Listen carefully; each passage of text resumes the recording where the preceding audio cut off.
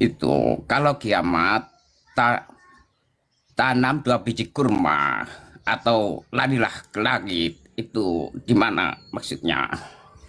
Oh, Nirfa. Kalau kiamat kau angkat jemuran aja, Bang.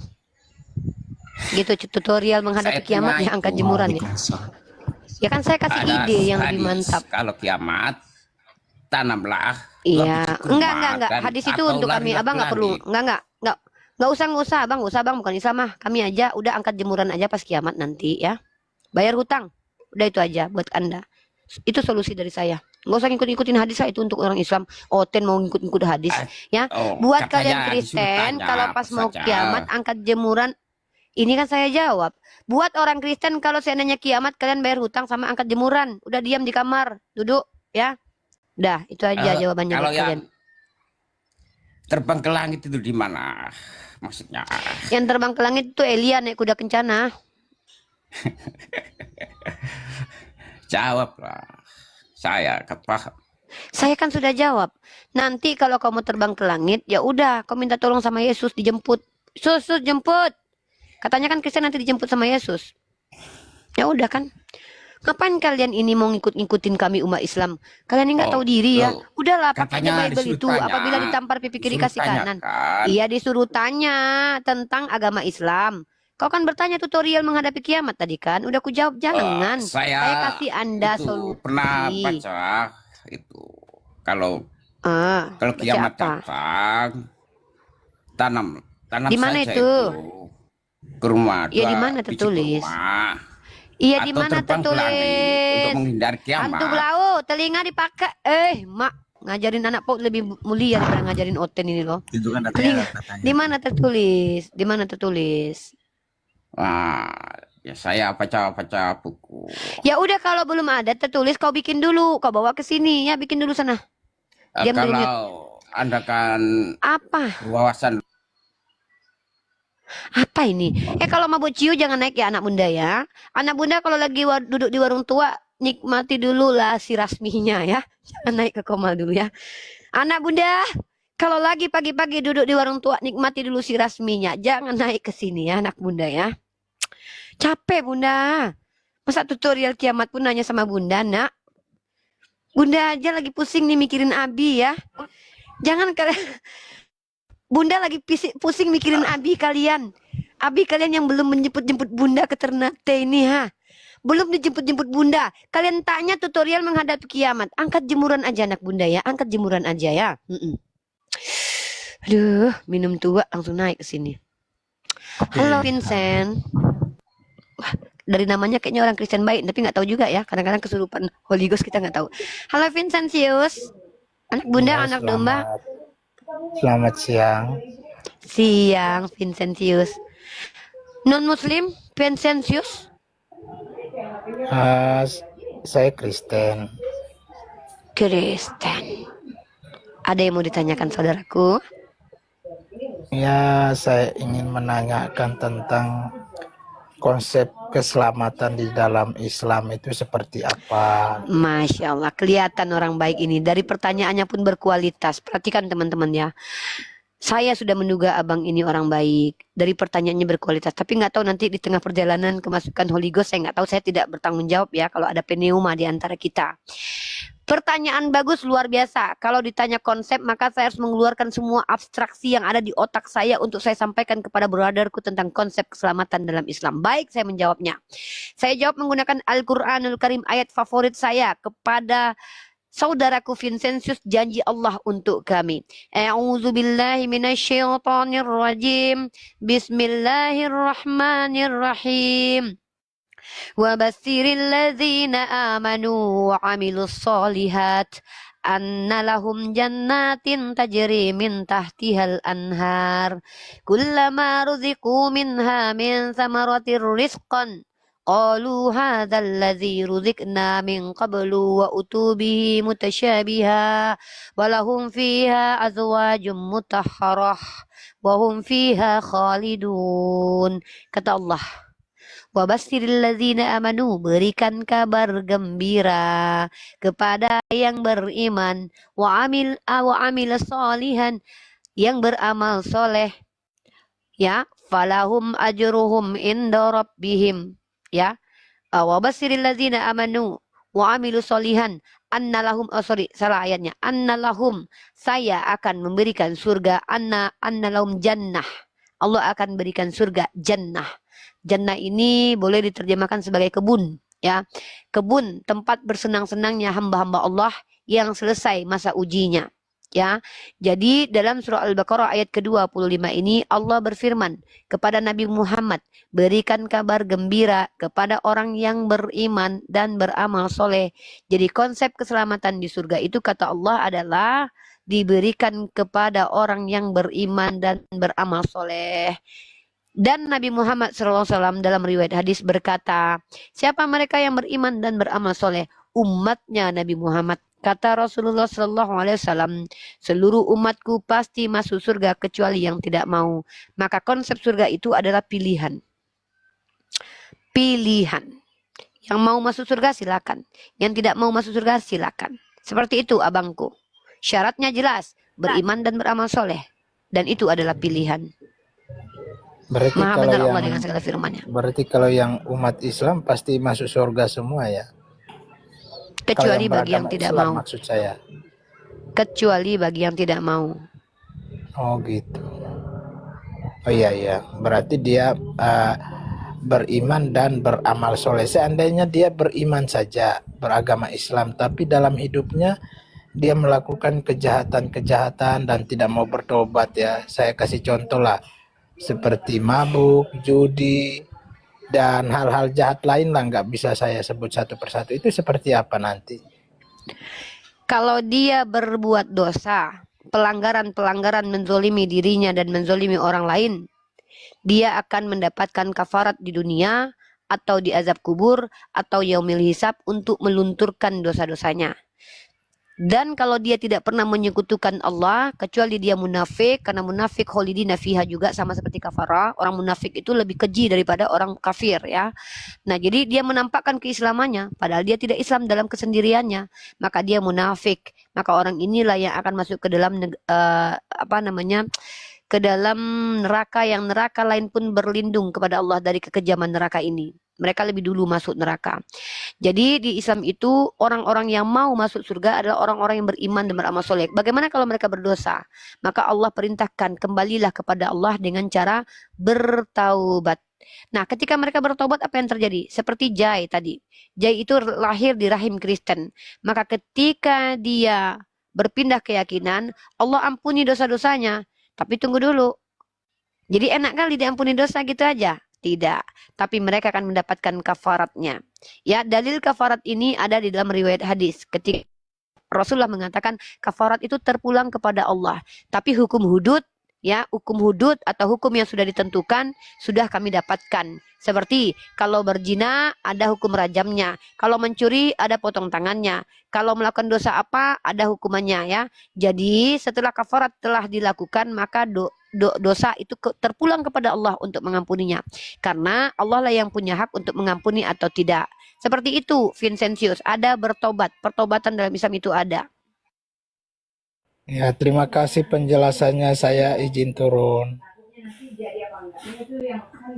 Oke, siap Abang. Sama Vincent. Aku sehat selalu Pak ya. Sehat selalu, lanjut. Sama Vincent. Sama-sama.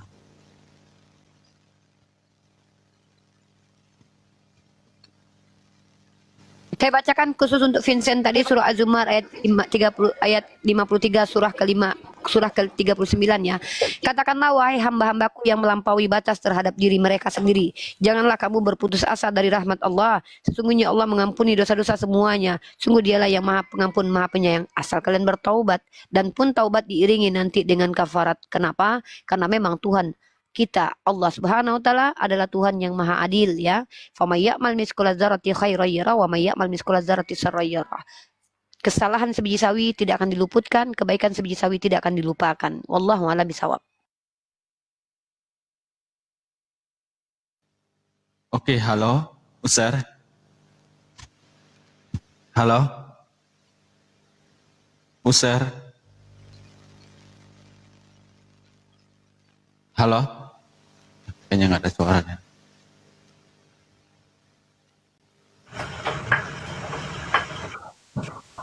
Oke, halo NH. Halo. Halo. Halo NH. Oh, halo. Oh ya, sorry ya. Oke, halo Bang Sebirin. Halo Bang Sebirin. Halo, assalamualaikum warahmatullahi wabarakatuh. Maaf, kepencet. Oh ya, waalaikumsalam Ya, warahmatullahi. turunkan. Oke, siap-siap. Terima kasih.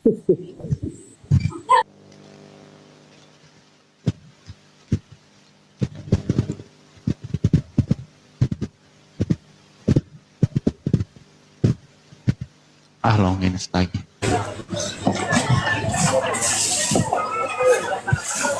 Oke, Bang Notmi. Oke, Bang Notmi, halo. Halo, selamat Oke, pagi. Pagi. Ya, Ini cewek saya apa lagi? Islam ya, Mbak Uni. Boleh saya Oh, Ibu, bertanya? ya, sorry. Tergantung nanti saya mampu jawab atau enggak mampu ya Bu. Saya nggak mau memaksakan diri untuk menjawab sesuatu yang bukan kapasitas saya ya. Iya. Ini saya rasa Mbak Oh, Uni silakan salam dulu, Bu. Salam bisa dulu. menjawab. Salam dulu, salam. Orang Kristen aja Mbak bisa Salam jawab dulu, kok, Bu, ya. apalagi Islam. Ya, assalamualaikum warahmatullahi wabarakatuh. Waalaikumsalam warahmatullahi wabarakatuh. Waalaikumsalam. Ya, saya hanya mau bertanya Mbak Uni.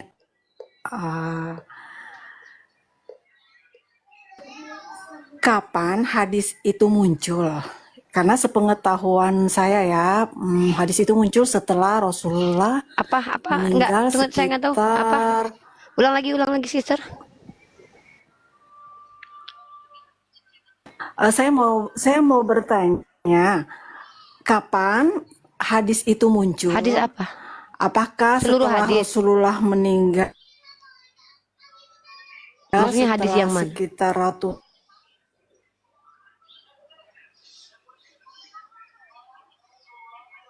tahun Iya setelah. kakak. Teman-teman di bawah jangan langsung nuduh-nuduh orang Kristen dulu guys. Ini saya yang putus-putus atau siapa Greg? Hadis apapun itu, Mbak Uni, hadis itu unik. Putus-putus saya kak. hanya Saya mau yang putus-putus bertanya. atau siapa ini? Saya nggak tahu nih yang putus-putus siapa nih. Mungkin saya Mbak Uni, mungkin saya, karena saya Oke. pakai wifi. Ya, poin nih. pertanyaannya. Ya, poin pertanyaannya apa? Mungkin Teman-teman wifi-nya jangan lagi nggak skeptis dulu ya. Teman-teman jangan Poinnya, skeptis dulu.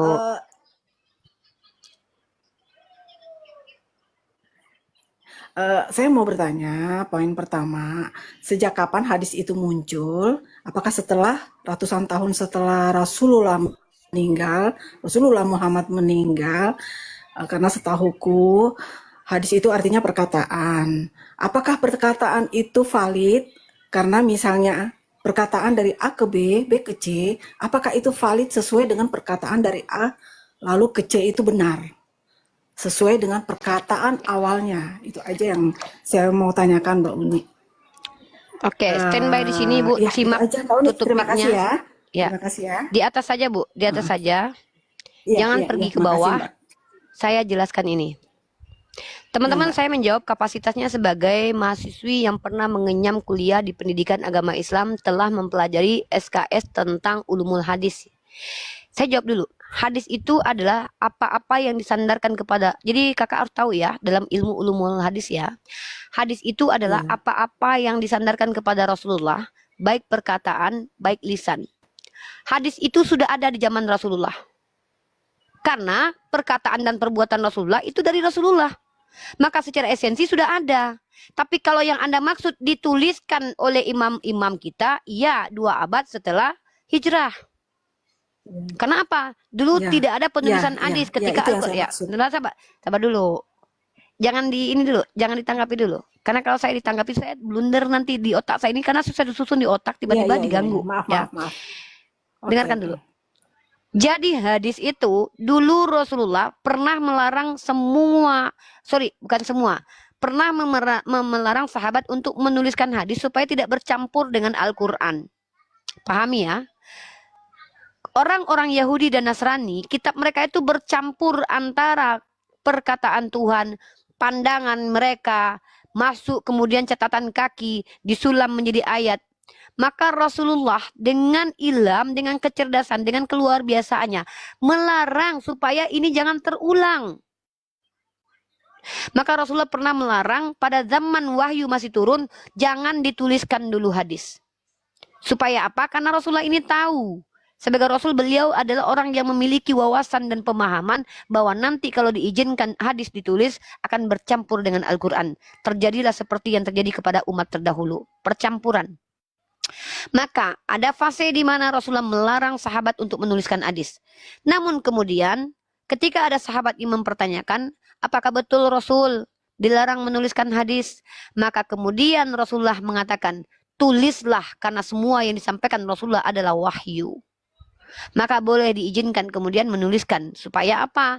Supaya memang apa yang diajarkan Rasulullah yang tidak tertulis secara eksplisit di Al-Quran dan semua adalah bentuk penjabaran dari Al-Quran, itu bisa tetap kita dapatkan ilmunya.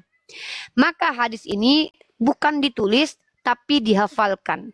Salah satu penghafal hadis yang paling masyhur diantaranya ada salah satunya adalah siapa namanya si sahabat Rasulullah yang ada di masjid, siapa yang berada di masjid? Abu Hurairah. Nah, Abu Hurairah adalah salah satu orang yang mendengarkan dan menghafalkan hadis karena beliau mengikuti Rasulullah ketika ada di masjid.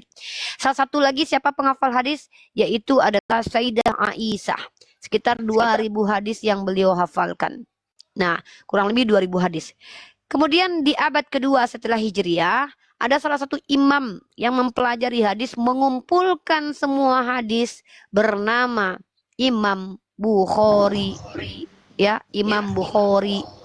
Beliau salah satu perawi hadis yang masyhur di abad kedua setelah Hijriah. Beliau menuliskan kitab hadis dalam kitab sahih hadisnya sekitar 7.000-an hadis. Dan beliau memberikan parameter untuk meminimalisir perkataan-perkataan dusta. Maka untuk meminimalisir ini ada metodenya disebut dengan ulumul hadis. Apa itu ulumul hadis? Ilmu-ilmu yang memilah, memisah, ilmu-ilmu yang menentukan mana hadis sahih, mana hadis yang tidak sahih. Mata kuliahnya ada dalam mata kuliah ulumul hadis. Teman-teman bisa dapat itu di dalam mata kuliah ulumul hadis. Apa yang dipelajari? Apa parameter yang menentukan mana hadis sahih, hadis yang dhaif, hadis maudhu? Yaitu ada namanya ilmu dirayah atau mustalahal hadis, ilmu yang membahas kaidah-kaidah, menilai kualitas sanad, menilai kualitas matan, menilai derajatnya, sahihkah, dhaifkah, maudhu'kah, hasankah. Kemudian memahami ilal atau cacat tersembunyi dan syudzud atau keanehan dalam hadis. Kalau ada keanehan-keanehan maka diklasifikasikan hadis tersebut. Dan ada lagi ilmu-ilmu hadis yang mempelajari apa? Rawinya. Apakah orang yang merawi ini sudah lansia sehingga ingatannya bermasalah? Kalau iya, nanti masuk ke dalam hadis yang dhaif. Apakah nanti orang yang meriwayatkan ini pernah berdusta? Nanti bisa menjadi hadis yang dhaif atau bisa jadi maudhu. Maka Islam itu mengajarkan untuk sangat hati-hati dalam menerima informasi terkait Rasulullah. Karena Rasulullah pun menegaskan bahwa Al-Quran tidak mungkin didustakan dan dibuat dan ditiru, tapi hadis yang adalah perkataan Rasulullah bisa ditiru dan diada-adakan. Karena orang bisa berdusta atas nama Nabi Muhammad. Tapi cara mengetahui dusta itu dengan cara apa? Fungsikan akal dan kognitif dan hati nurani. Ya, bagaimana mungkin orang yang tidak pernah berdusta seperti Nabi Muhammad SAW, tiba-tiba nanti ada yang mengatakan, Rasulullah mengatakan seperti ini. Maka tanya, siapa yang berkata? Si fulan, siapa si fulan itu? Siapa lagi yang mendengarnya? Mutawatirkah atau tidak? Ya, apakah para sahabat yang menyampaikan atau tidak? Kalau tidak jelas, buang seperti Bible. Karena Bible tidak jelas. Ya, menurut Islam, Bible tidak jelas. Penulisnya siapa? Nggak tahu. Informasinya dari mana? Nggak jelas. Maka ini masuk ke dalam kategori hadis mungkar, bukan hadis ya, informasi mungkar. Jadi Bible kalau dalam ilmu Islam masuk ke dalam informasi mungkar. Makanya saya kemarin pernah tantang orang Kristen. Wahai orang Kristen, mari kita bandingkan mana lebih berkualitas, Quran atau Bible. Quran minimal tahu penerbitnya siapa. Koran minimal tahu penulisnya siapa. Kredibilitas penulisnya kita bisa pelajari. Lah Bible, penulisnya tahu tidak? Tidak tahu, saudara. Informasi dari tulis itu tahu dari informasi dari mana? Tidak tahu, saudara. Maka Bible di bawah, Koran dalam perspektif Islam. Menyakitkan ini betul bagi umat Kristen, menyakitkan. Tapi masalahnya ini sayangnya fakta. Fakta. Fakta ini ya. Jadi hadis yang dimaksud adalah tulisan Imam Bukhari dari hasil pengumpulan, iya, di abad kedua. Apa masalah? Karena hadis awalnya dihafalkan. Begitu. Wallahu a'lam bishawab. Baik, makasih banyak ya Mbak Uni penjelasannya. Aku boleh bertanya lagi? Satu lagi. Silakan terakhir.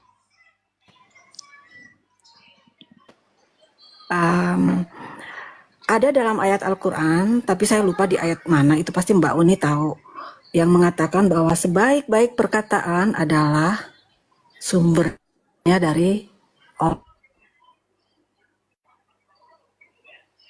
Nggak ngerti saya ini. Putus-putus ini. Itu hadis kalau nggak salah itu. Itu Al-Quran.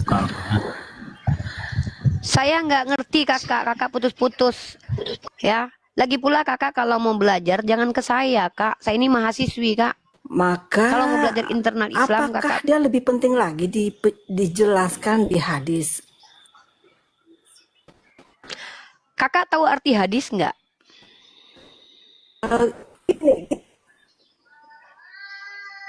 Iya kakak tahu arti hadis nggak? Mbak. Iya, perkataan siapa? Itu aja yang saya tahu, cuma perkataan. Enggak, saya tanya, kakak tahu hadis apa? Perkataan siapa? Perkataan siapa? Perkataan dari Rasulullah. Kakak cari dulu lah signalnya putus-putus kak. Kakak pas ngomong putus-putus, nggak ngerti saya. Bingung saya kak. Benerin dulu signalnya. Udah teman-teman tuh bersabar. Atuh Kristen nyamar. Kalau memang dia adalah orang Islam yang nggak ngerti. Kalian jangan kayak gitu. Sinyalku lagi nggak bagus nih. Banyak loh orang Islam ini yang nggak tahu tentang hadis loh. Jangan salah loh. Jangan pikir orang Kristen aja yang koplak. Banyak orang Islam ini yang koplak loh. Kalian jangan mentang-mentang ada orang Islam tanya hadis langsung dituduh Kristen. Emang kalian menjamin dia Kristen? Kalau ternyata dia Islam yang nggak tahu ilmu pengetahuan gimana coba? Kalian mau tanggung jawab? Barang siapa yang mengatakan orang Islam itu kafir, kembali kekafirannya kepada dirinya sendiri. Kalian duga dia Kristen karena dia nggak tahu hadis lah. Memang jangan-jangan dia orang nggak pernah belajar. Jangan-jangan dia nggak pernah belajar tentang hadis. Jangan-jangan dia adalah pengikut ingkar sunnah. Kita nggak tahu. Dugaan tuh boleh, walaupun kita nggak boleh ikuti itu. Ya, bisa jadi dia adalah ingkar sunnah, orang yang tidak percaya kepada hadis seperti Majid. Bisa jadi loh. Nah, ketika dia menyampaikan sesuatu, bisa jadi dia nggak pernah baca dulu, lalu dia tidak mempelajarinya. Maka dia bertanya ke saya. Dia berharap saya mampu menjelaskan ke dia. Sayangnya ketika saya menjelaskan di sini dia lupa ini adalah room pertarungan argumentasi. Maka nanti ketika saya menjelaskan saya akan mempertanyakan kembali keislaman dia. Saya nggak perlu ngetes dia lah. Ngapain saya ngetes dia coba? Ada-ada aja kalian ini. Saya nggak perlu ngetes orang lain. Saya anggap aja lah percaya dia Islam. Nah, lalu kenapa rupanya kalau dia nggak ngerti tentang hadis? Lalu kenapa rupanya kalau dia tidak percaya hadis? Ada kok aliran itu. Aliran ingkar sunnah, saudara. Kalian umat Islam jangan cepat banget loh ke triggernya loh. Ada orang yang disebut dengan ingkar sunnah. Siapa itu? Golongan-golongan seperti Majid. Kenapa dia tidak pernah percaya hadis? Ya Allah wa'alam bisawab. Allah izinkan mereka tidak percaya hadis. Tapi giliran ditanya sholatnya kayak mana? Di Al-Quran, tutorial sholat di Al-Quran mana? Gak ada. Makanya mereka ini termasuk orang-orang yang ingin tahu tentang Al-Quran, merasa lebih hebat daripada ulama, sehingga mereka tidak butuh hadis. Jadi menurut mereka, kalau mereka baca Al-Quran, mereka pasti paham, tanpa penjelasan dari Rasulullah. Gitu bisa jadi kan? Ya biarkan sajalah mereka memilih jalan hidupnya. Padahal Rasulullah sudah mengatakan, aku tinggalkan 2 perkara, yaitu Al-Quran dan sunnahku. Lah kalau kakak ini nggak mau terima hadis, lah kenapa kita harus bilang dia Kristen? Jangan. Mungkin kakak ini bisa paham Al-Quran tanpa baca hadis mungkin. Bisa jadi kakak ini pas baca Al-Quran langsung mengerti saya langsung, ya kan? Bisa jadi dia mengerti. Karena dia mungkin sudah paham ilmu lugha, ilmu mantik. Bahkan dia lebih hebat daripada Ibnu Abbas mungkin. Ibnu Abbas pun harus mendengarkan dulu dari Rasulullah. Mungkin kakak ini bisa jadi adalah seorang yang lebih paham daripada Ibnu Abbas. Karena Ibnu Abbas sendiri mendengarkan penjelasan Rasulullah, dekku. Ngapain saya ngetes-ngetes? Aduh, saya nggak peduli ngetes-ngetes orang lah. Ya, saya menghargai setiap orang yang masuk. Bisa jadi beliau ini lebih hebat daripada Imam Ibnu Katsir. Imam Ibnu Katsir perlu dulu mendengarkan penjelasan ulama lain. Jangankan hadis, Imam Ibnu Katsir saja perlu mendengarkan ulama lain. Imam Syafi'i saja perlu mendengarkan ulama seperti Imam Maliki. Lah kalau kakak ini cuma baca Al-Quran bisa paham Islam ya nggak apa-apa, kan hebat. Kenapa kalian harus marah-marah? Nggak boleh kalian begitu. Bisa jadi kakak ini nggak butuh hadis. Makanya dia bertanya ke saya. Saya cuma jelasin kalau saya butuh hadis. Kenapa? Saya nggak bisa baca Al-Quran langsung paham. Saya bukan ulama. Saya ini jangankan hadis, jangankan Al-Quran. Saya kadang baca buku biologi aja harus bertanya dulu kepada guru. Gimana cara memahami ini guru? Ketika saya baca guru kimia aja saya nggak langsung Enggak, paham. Enggak, Kak, saya bukan ngomongin kakak, saya saya ngomongin bukan, saya enggak, saya nggak bukan, ngomongin ya, kakak, ya Mbak, enggak kakak, saya bukan, kakak, enggak diam dulu kakak, saya enggak ke kakak, saya cuma ngomong kepada orang oke, Islam. oke, oke. Orang Islam dari tadi lo nyuruh-nyuruh kakak diuji dites, nggak boleh kalian itu nyuruh-nyuruh saya ngetes Iya kakak nih, ini. kenapa kalau orang Iya, bertanya? Saya iya ini makanya. sangat-sangat fakir ilmu, makanya saya Nah tuh bertanya kan, ke yang lebih kan, paham. Nggak boleh makanya kalian dong harus langsung paham. ngevonis. Kalau orang bertanya Nggak langsung boleh loh. dihujat, jangan Tahu nih dong. orang-orang Islam ini nggak boleh gitu loh. Kakak ini bilang dia fakir ilmu, makanya saya bilang Saya kakak belajarnya sama Islam, ulama lah. saya fakir Iya, ilmu, saya mengaku ya, saya iya. fakir ilmu. Ya, makanya saya anjurkan kakak nih. Saya kan orang yang belajar juga nih kak. Tapi saya nggak pernah belajar di komal-komal kak. Saya belajarnya tuh langsung kayak kuliah saya kan. Saya tuh dapat ilmu ulumul hadis tuh 1 SKS 6 bulan nggak saya belajar kak. Maka Ah, menurut hebat, hebat, saya, hebat. Iya, iya, iya, iya. bukan hebat kak. Maka saya bodoh. Makanya saya belajar. Kalau saya tahu diri saya bodoh, saya belajar kak. Nah Nah, sayangnya ini kakak makanya saya salah. belajar sama Mbak Uni karena Iya, aku suka makanya nonton Mbak saya Uni, aku suka, makanya aku kalau bertanya belajar sama Mbak. saya privat kak. Kalau di sini bukan tempat belajar kak. Ini ring tinju kak. Masa belajar bertinju di ring tinju kak? Kakak salah tempat kak. Belajar itu di Oke, oke, ya. oke, oke, oke, Dan oke. sekali lagi saya tegaskan teman-teman ya. Tempat-tempat dialektika itu bukan tempat belajar secara mendalam karena ini tempat bertarungnya argumentasi. Tempat saya menjadi ibu gembala bagi Kristen. Nah, orang Islam yang fakir ilmu, yang sadar kefakirannya kayak saya. Itu di belakang. Kayak saya nih, kuliah. Saya Di depan kuliah mungkin. saya. Pertama saya masuk di Umkla. Di mute dulu kakaknya ya. Pertama saya masuk kuliah di Umkla. Itu sekitar beberapa tahun silam ya. Umur saya waktu itu 35 tahun. Saya masuk Umkla waktu itu. Kenapa? Saya sadar kebodohan saya. Ya, kemudian saya masuk di prodi komunikasi penyiar Islam. Memang mahal teman-teman ilmu itu. Memang harus nggak ada ceritanya kalian bertanya di Komal langsung pintar nggak ada. Ya, emang kalau gitu ngapain saya kuliah? Kalau saya cuma di Komal, saya tiap hari duduk di Komal Bang Zuma aja udah. Dengerin Bang Zuma langsung jadi master of debat. Kan nggak mungkin begitu, saudaraku. Masa saya langsung duduk di Komal Bang Zuma, saya langsung jadi orang yang paham agama? Tidak, saudaraku. Saya belajar dulu. Belajarnya pun bukan hanya di ranah akademik. Saya mendatangi Ustadz Wafi. Saya kalau punya pemahaman, saya tanya Ustadz Wafi. Kenapa? Dia lebih jauh berilmu dari saya. Nah, kalau kakak ini salah guru dia. Dia belajar kepada saya, padahal saya bunda gembala buat orang Kristen. Saya ini bunda gembala buat orang Kristen, bukan gurunya orang Islam. Saya lagi nggak butuh murid dari orang Islam. Kalau mau belajar sama saya, nanti dulu. Saya setelah dapat ijazah S1-nya. Anda lulus S1, kata dosen saya, baru saya jadi gurunya orang Islam, nggak apa-apa. Ya, jangan sekarang saya diangkat jadi guru dulu, belum layak saya. Skripsi masih bikin tuh, belum juga saya diterima. Wisudanya belum dipindahin itu yang warna-warna yang gelendotan. Nanti dulu. Dapat dulu saya ijazah, boleh mengajar, baru saya ngajarin orang Islam. Ya, seperti itu Kak Notmi ya. Kak Notmi belajar dulu ulumul hadis, baru kemudian Kakak ini masuk di Rom dialektika lintas iman. Di sini saya mendidik orang-orang Kristen. Kenapa? Orang Kristen ini jangankan Al-Quran Kak, bahasa Indonesia aja saya ajarkan dulu mereka ya. Saya ibu gembala.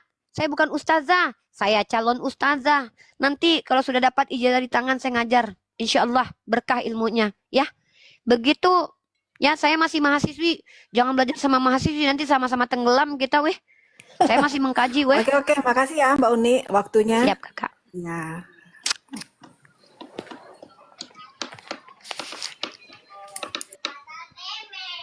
Yang mau belajar fikih, belajar ilmu tauhid, ada guru saya namanya Gus Wafi Al-Mukarram. Gus Wafi, orang yang saya cintai karena Allah, yang selalu menasihati saya. Wallahu, saya mencintai Gus Wafi karena Allah, karena beliaulah salah satunya ulama yang bukan hanya guru, tapi juga menjadi saudara filah yang selalu mengingatkan saya atas kebobrokan saya pribadi.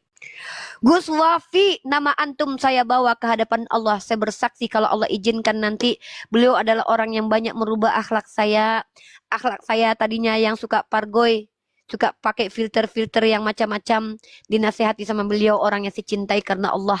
Orang yang saya berharap beliau dimuliakan di dunia dan akhirat. Semoga Allah mencintai Gus Wafi sebagaimana saya juga mencintai beliau. Ya. Ada lagi guru saya yang luar biasa. Banyak orang yang terlihat guru saya tapi nggak peduli dengan saya itu banyak, ya. Banyak, nggak perlu sebutkan namanya. Yang bobrok-bobrok saya nggak perlu sebutkan nama. Kores. Kores adalah salah satu guru saya juga, bukan dari kalangan alim ulama, tapi dari kalangan apologet, ya.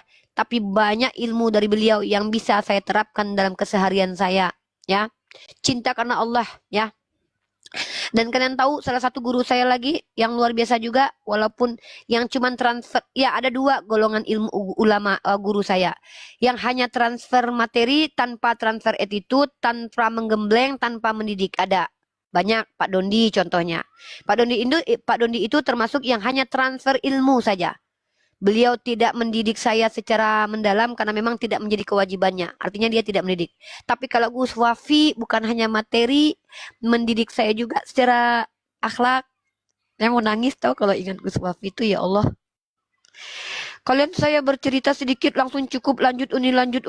Nggak apa-apa lah saya menceritakan kemuliaan guru-guru saya di hadapan kalian. Supaya kalian mengambil ilmu kepada beliau. Ya, walaupun beliau punya kekurangan yang semua manusia pasti punya kekurangan, tapi beliau adalah ulama yang bukan hanya transfer ilmu ke saya, ya, tapi juga beliau juga mendidik saya gitu loh. Mendidik saya beliau itu, ya. Ya, Gus Pixman juga luar biasa, Gus Pixman, ya. Duh, pengen nangis kalau ingat Ustadz Wafi tuh. Uni juga luar biasa, Uni. Iya. Kalau Bang Zuma gimana? Bang Zuma ya transfer materi, tapi kan beliau nggak ada kewajiban mendidik saya. Ada Bang Zuma tuh mendidik saya, tapi beliau kecapean mendidik saya. Saya terlalu bandel buat diajarin sama beliau. Gitu ya. Luar biasa guru-guru kita ya, guru-guru saya. Bukan, ya saya bilang ya, ilmu yang saya dapatkan ini teman-teman ya. Contoh ilmu yang saya dapatkan asal teman-teman tahu ya. Guru yang pertama sekali mengajarkan saya ya, dari beliau tanpa beliau sadar itu ya memang Bang Zuma.